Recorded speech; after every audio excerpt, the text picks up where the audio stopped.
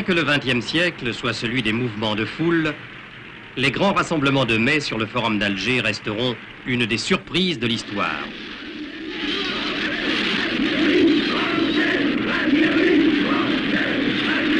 Ce phénomène collectif sans précédent qui s'étendit bientôt à l'ensemble du pays, et surtout cette participation des musulmans qui depuis 4 ans se cantonnaient dans la réserve, ont provoqué dans le monde un tel étonnement que les observateurs crurent d'abord à un enrôlement contraint et forcé.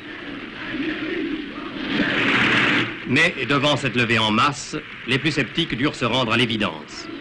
Le mouvement algérien n'était plus seulement le sursaut patriotique des Européens se croyant menacés d'abandon, il devenait aussi la manifestation d'espoir des musulmans libérés de la peur. La révolution algérienne eut sa nuit du 4 août.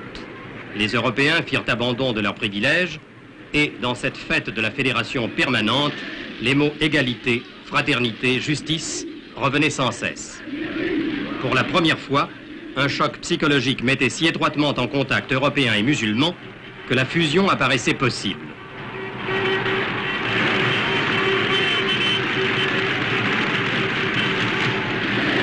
Ainsi naissait dans les esprits l'image d'une Algérie nouvelle, d'une Algérie fraternelle, où les deux communautés marcheraient la main dans la main.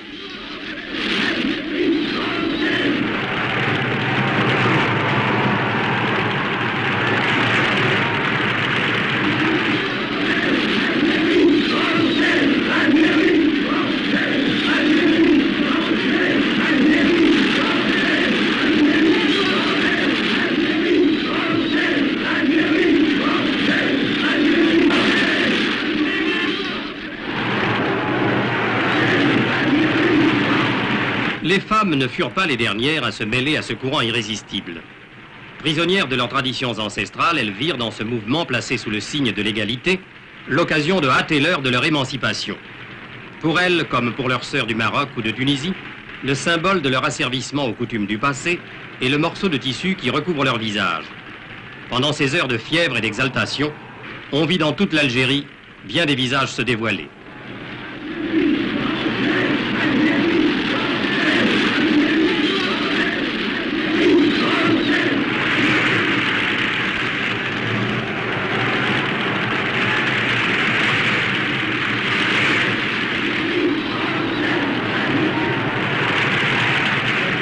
Pendant des jours et des jours, le Forum d'Alger fut une sorte d'immense creuset bouillonnant où des éléments de nature différente entraient en fusion sans que l'on pût savoir ce qui résulterait de cette synthèse. L'unanimité, il est vrai, s'était faite sur un nom.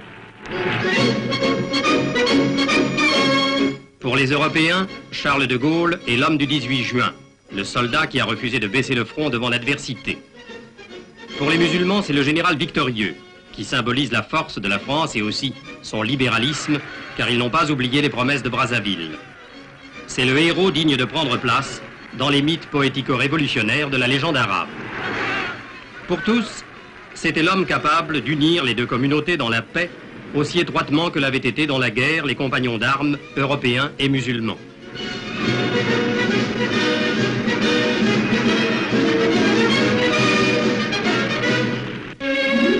Mais si les noms des frères d'armes Antoine Ponce et Mohamed Zeman sont gravés sur le même marbre, les cimetières d'Algérie illustrent symboliquement la séparation des deux communautés qui, l'une et l'autre, ont reçu la terre algérienne en héritage.